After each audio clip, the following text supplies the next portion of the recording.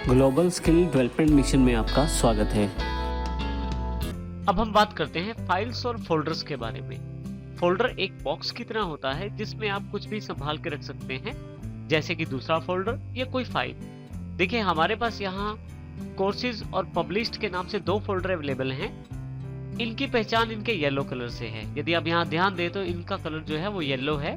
हालांकि इसकी settings change की जा सकती हैं, लेकिन बाय डिफॉल्ट विंडो की तरफ से इनका जो कलर्स अवेलेबल रहते हैं वो येलो कलर रहता है। यदि मैं कोर्सेज फोल्डर को डबल क्लिक करता हूं तो मेरे पास एक विंडो ओपन हो जाती है जो ये जानकारी देती है उस कोर्सेज बॉक्स यानी कि कोर्सेज फोल्डर के अंतर्गत क्या है। तो इसमें देखिए, हमारे पास फिर से 2 फोल्डर अवेलेबल हैं, इंग्लिश कोर्सेज और हिंदी कोर्सेज के रूप में। मैं यहाँ हिंदी कोर्सेज पे क्लिक कर देता हूँ। फिर से आगे मेरे पास 4 फोल्डर और अवेलेबल हैं। इसका अर्थ ये हुआ कि एक बॉक्स में दूसरा बॉक्स, दूसरे में तीसरा। तो इस तरह से बॉक्स का अरेंजमेंट किया गया है जिससे कि मैं अपने कंटेंट को ध्यान से रख पाऊं। यहाँ पे हमारे पास, यदि मैं कंप्यूटर बेसिक्स फोल्डर पे क्लिक करता हूं तो मेरे पास देखिए ये फाइल अवेलेबल है जो कि एक पावर पॉइंट फाइल है।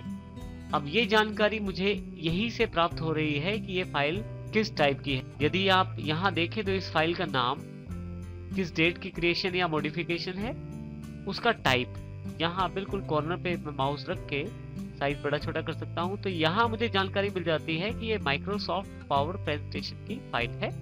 और इसी के साथ यदि आप लास्ट में देखें तो उस फाइल का साइज भी बताया जाता है। यदि मैं फाइल पे क्लिक कर दूं तो फाइल से इंपॉर्टेंट जानकारी मुझे यहाँ नीचे की तरफ भी अवेलेबल हो जाती है। तो इस प्रकार से हम कह सकते हैं कि जो फोल्डर्स हैं वो एक रखने का माध्यम और तरीका है जो फाइलों को संभालने और उन्हें रखने, ऑर्गेनाइज करने के काम में आती हैं। तो यदि आप यहाँ ऊपर की तरफ देखें तो हमारे पास ये जो पूरी स्क्रीन है एक विंडो एक्सप्लोरर की स्क्रीन है जो मुझे और भी बहुत सारी जानकारियां दे रही है। यदि मैं यहाँ ऊपर की तरफ देखूं तो मुझे ये जानकारी मिलती है कि इस वक्त मेरे पास कौन सा फोल्डर अवेलेबल है। तो मेरे पास कंप्यूटर बेसिक्स के नाम से फोल्डर अवेलेबल है जो कि हिंदी कोर्सेज के अंदर अवेलेबल है, और फिर से ये सभी फोल्डर्स कोर्सेज के अंतर्गत अवेलेबल हैं। मैं यदि यहाँ कॉर्नर पे क्लिक करूं तो मुझे उसका पूरा पाथ यानी कि वो फोल्डर कहाँ स्थित है उसकी जानकारी मिल जाती है। इसके अतिरिक्त यदि आप यहाँ ध्यान दें तो यहाँ पे आपके पास लेफ्ट हैंड साइड पे एक नेविगेशन बार दी गई है। आप जब भी किसी फोल्डर को ओपन करते हैं तो वो एक विंडो एक्सप्लोरर की स्क्रीन में उपलब्ध रहता है। यदि आप यहाँ लेफ्ट हैंड साइड पे देखें तो आपके पास जो नेविगेशन पेन दी गई है वो आपको जानकारी देती है आपके कंप्यूटर के डिफरेंट प्लेसेस की। जब भी आप किसी प्लेस पे क्लिक करते हैं, जैसे कि मैं डेस्कटॉप पे क्लिक करता हूं, तो मेरे पास यहाँ डेस्कटॉप की सभी items right hand side box में अवेलेबल हो जाती हैं। साथ ही जब भी मैं किसी पर्टिकुलर फाइल या फोल्डर पे क्लिक करता हूं तो मेरे पास उस पर्टिकुलर फाइल या फोल्डर की अतिरिक्त जानकारी नीचे की तरफ अवेलेबल हो जाती है। इसी तरह से यदि यहाँ पे मैं अपनी लाइब्रेरीज में देखना चाहता हूँ कौन कौन सी आइटमें पड़ी हैं, तो लाइब्रेरीज पे क्लिक करते ही मेरे पास यहाँ पे लाइब्रेरीज के ऑप्शंस अवेलेबल हो जाते हैं, जैसे डॉक्यूमेंट्स, म्यूजिक, पिक्चर, वीडियो। इसको आप इस तरह से भी देख सकते हैं। यदि आप लेफ्ट साइड पे देखें तो यहाँ पे भी सेम चीज दिखाई गई है। यदि आपके एक फोल्डर के अंदर बहुत सारे सब फोल्डर्स हैं तो उन सब की लिस्ट लेफ्ट साइड पे भी अवेलेबल हो जाती है।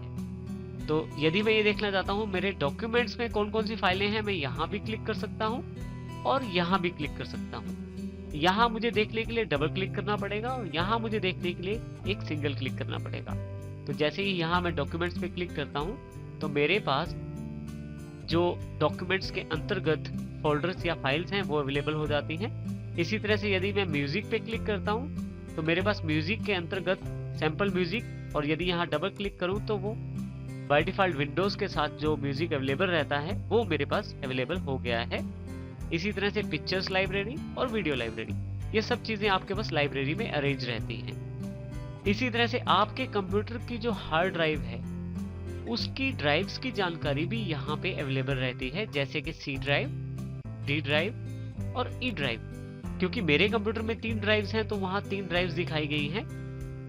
आपके पास यदि आपके कंप्यूटर में ज्यादा ड्राइव्स होंगी तो वो उतनी ही ड्राइव्स ही दिखाएगा। ड्राइव्स अलग अलग कंप्यूटरों में अलग अलग हो सकती हैं। जैसे मेरी आवश्यकता अनुसार मैंने 3 ड्राइव्स बनाई हैं तो यूजर्स की आवश्यकता अनुसार कोई 4 बना सकता है, कोई 2 बना सकता है, तो वो आवश्यकता के ऊपर निर्भर करता है। यदि मैं यहाँ कंप्यूटर पे क्लिक करूँ तो यही ड्राइव्स मुझे यहाँ भी अवेलेबल हो जाती हैं कुछ अतिरिक्त इंफॉर्मेशन के साथ, जैसे कि मेरे पास कितने जीबी की ड्राइव है टोटल, उसमें से कितनी फ्री रह गई है, और रेडिश कलर ये जानकारी देता है कि बहुत ही कम ड्राइव में जगह मेरे पास बची है।